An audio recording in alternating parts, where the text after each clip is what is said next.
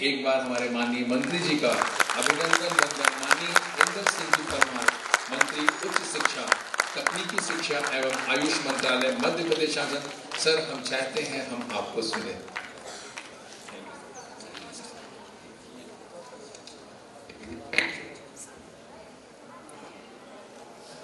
आज 2 दिवसीय इस सेमिनार में मंच पर विराजमान हमारी विधानसभा में विधायक डॉक्टर तेज बहादुर सिंह जी, हमारे डॉक्टर आनंद चतुर्वेदी जी, डॉक्टर पूजा नायक जी, doctor Renu Mahendra ji, doctor PN. Singh साहब, यहाँ के प्राचार्य एस.के. मिश्रा जी और जो अच्छा संचालन कर रहे पंकज श्रीवास्तव जी, मैं सबको नमस्कार करता हूँ। और यहाँ उपस्थित सभी होम्योपैथिक के चिकित्सक, विद्यार्थी साथियों, इस 2 दिवसीय सेमिनार में जो कुछ आपने मंथन किया है, मैं समझता हूँ कि निश्चित रूप से होम्योपैथी जगत के लिए एक उपलब्धि होगी। जो रिसर्च पेपर और जिस पर आपकी चर्चा हुई है, वो आने वाले समय में होम्योपैथी को और सुदृढ़ करने का काम करेंगे। क्योंकि जब हम आयुष की चर्चा करते हैं, जिसमें आयुर्वेद भी है, होम्योपैथी भी है, लोग कहते हैं कि आपके यहाँ रिसर्च नहीं है, और जहाँ रिसर्च नहीं है उसके लिए कुछ नहीं है। ये परंपरा में कुछ चलती आ रही ज्ञान है, इस चलते आए ज्ञान को आप केवल बोल रहे हैं। और इसलिए आयुर्वेद के क्षेत्र में या होम्योपैथी के क्षेत्र में हमको रिसर्च की जो आवश्यकता है, उसकी ओर हम निरंतर आगे बढ़ रहे हैं। मध्य प्रदेश में जब 2023 में चुनाव हुए, उसके बाद सरकार बनी, पहला जो राज्यपाल जी का भाषण था, उसमें हमने 11 आयुष के महाविद्यालय खोलने का एक बड़ा निर्णय किया था। मैं बता देना चाहता हूं कि जो 11 है, उसमें एक स्थान पर हम होम्योपैथिक कॉलेज भी स्थापित करने वाले हैं। भारत सरकार से हमको इन 2 सालों में 7 आयुर्वेदिक महाविद्यालय की व्यवस्था हुई है, उन्होंने आवंटन किया है। और एक आयुर्वेदिक महाविद्यालय मध्य प्रदेश सरकार अपने बजट से करने जा रही है। 8 हमने इन 2 साल में हम अग्रसर हो चुके हैं। अब जो 3 बचे हैं, उसमें एक होम्योपैथी का होगा। स्थान का निर्धारण, क्योंकि हमने पहले अन्य स्थान चयन कर लिए थे, लेकिन बाद में मुख्यमंत्री जी के निर्देश पर हम शायद उसको कुछ चेंज करेंगे, लेकिन उसमें एक होम्योपैथिक महाविद्यालय भी हमारा होगा। और ये सब हमको करना इसलिए पड़ रहा है कि आप भी जानते हैं, हम भी जानते हैं, समाज भी जानता है कि गरीब से गरीब व्यक्ति का इलाज आज महंगा से महंगा होता जा रहा है। छोटी छोटी बीमारियों में भी बहुत पैसा खर्च होता है। हमारी चिकित्सा पद्धतियां जो ऐसी है, जिसमें सस्ता इलाज हम दे सकते हैं और एक प्रकार से अपने लोगों को स्वस्थ रखने का जो अभियान है देश का, हमारे देश के प्रधानमंत्री श्रीमान मोदी जी का, और इसलिए वो लगातार आयुष पर काम होना चाहिए, आयुष पर काम होना चाहिए। तो मैं तो यही कहूंगा कि आप जिस के लिए इकट्ठे हुए हैं, चर्चा कर रहे हैं, निश्चित रूप से वो रिसर्च का काम आगे बढ़ेगा।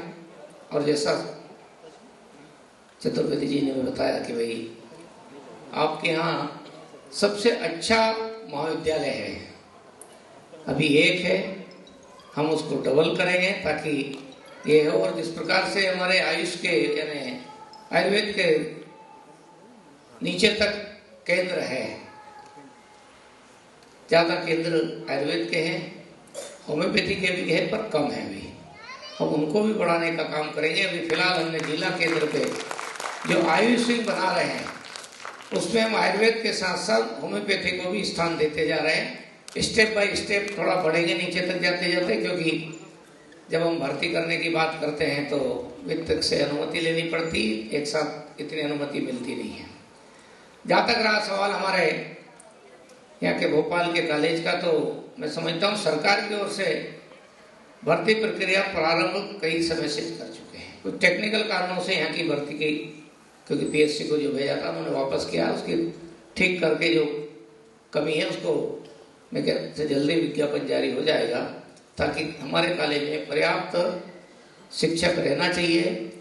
क्योंकि जब तक शिक्षक नहीं है, प्राध्यापक नहीं है, अध्यापक नहीं है किसी भी जगह पर, कॉलेज स्कूल या मेडिकल कॉलेज हो सब दूर, तब तक हम उसके परिणाम को प्राप्त नहीं कर सकते। और इसलिए निरंतर प्रक्रिया चल रही है। मध्य प्रदेश में हमने पिछले 1.5-2 साल में आयुर्वेद के जो भी छोटे छोटे सेंटर है उसमें होम्योपैथिक चिकित्सकों की भी हमने नियुक्ति की है, यूनानी की भी की है और आयुर्वेद की भी की है।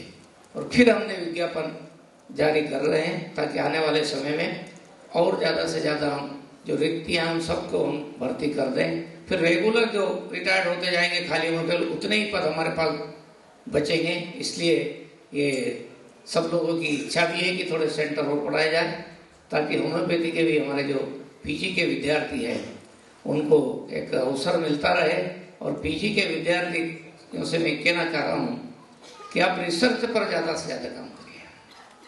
आपका उद्देश्य इस पद्धति को और श्रेष्ठतम स्थान पर पहुंचाना, क्योंकि भारत की चिकित्सा पद्धतियों में जब रिसर्च की कमी रहेगी तो निश्चित रूप से जो मार्केट है, बाजार है, और बाजार की चर्चा मैं इसलिए कर रहा हूं कि कोरोना काल में आपने देखा है कि दुनिया के देशों ने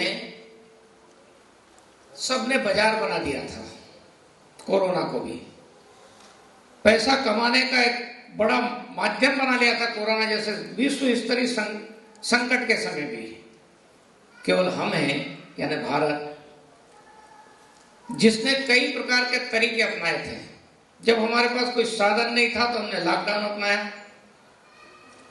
जब हमारे लोगों ने, हमारे देश के लोगों ने मेहनत की, परिश्रम किया और साधन बनाने का काम हम अग्रसर हो गए, तब उतना शक्ति नहीं की, लेकिन उससे बड़ा काम ये किया कि हमारे लोगों ने जब वैक्सीन बन गई तो भारत में तो हमारे अंतिम पंक्ति में बैठे हुए व्यक्ति जो घर में पत्थर मार रहा था कभी कि नहीं हम वैक्सीन लगा देंगे तो हम मर जाएंगे, समाज में इतना विश्वास पैदा कर दिया था। भारत के लोग कुछ कर सकते हैं क्या, जो किया है पता नहीं, इससे लोग मर जाएंगे, इस प्रकार के गांव में हमने भुगता है। लेकिन धीरे धीरे वो भ्रांति को समाप्त किया और घर अंतिम व्यक्ति तक हमने वैक्सीन पहुंचाने का काम किया। लेकिन केवल हमने इतना नहीं किया है। जो दुनिया पैसे के लिए काम कर रही थी, अच्छे सक्षम देशों ने भी किसी को निःशुल्क वैक्सीन देने का काम नहीं किया। केवल हमने, यानी भारत ने, हमारे पूर्वजों के द्वारा जो कहा गया वसुधैव कुटुंबकम, विश्व एक परिवार है, उस एक विश्व को एक परिवार मान करके कई देशों को हमने वैक्सीन देने का काम किया था। तो हम केवल चिकित्सा पद्धति में ही विकास नहीं कर रहे हैं, हम समग्र मानवता का भी लोक कल्याण के विचार के साथ काम करते हैं। और यही हमारे देश की विशेषता है। और मैं समझता हूँ कि हमारे देश के समाज में जब तक ये भावना रहेगी कि हम विश्व का कल्याण करेंगे, वसुधैव कुटुंबकम मान करके, विश्व को परिवार मान करके काम करेंगे, तो जितने लोग ये सोचते हैं, आज भी सोचते हैं, मैं उससे बनने जा रहा हूँ, लेकिन जो लोग सोचते हैं कि दुनिया एक मार्केट है, हम उसको पर विश्वास नहीं करते हैं। हम दुनिया को एक परिवार मानते हैं। दुनिया बाजार नहीं हो सकती है, दुनिया एक परिवार है। और इस परिवार के नाते हमको अपने को और अच्छा बनाना पड़ेगा। और इसलिए रिसर्च से जोड़ करके ज़्यादा से ज़्यादा उपलब्धियां हमको हासिल करनी होगी। तो निश्चित रूप से ये भारत की ध्वनि केवल भारत तक सीमित नहीं रहेगी, केवल संकट के समय हम दुनिया के साथ खड़े होते ये संदेश नहीं रहेगा। हम हमेशा हमारे इन जीवन मूल्यों को सुरक्षित रखते हुए दुनिया के सामने एक आदर्श के साथ में यहाँ के समाज को स्थापित कर सकेंगे।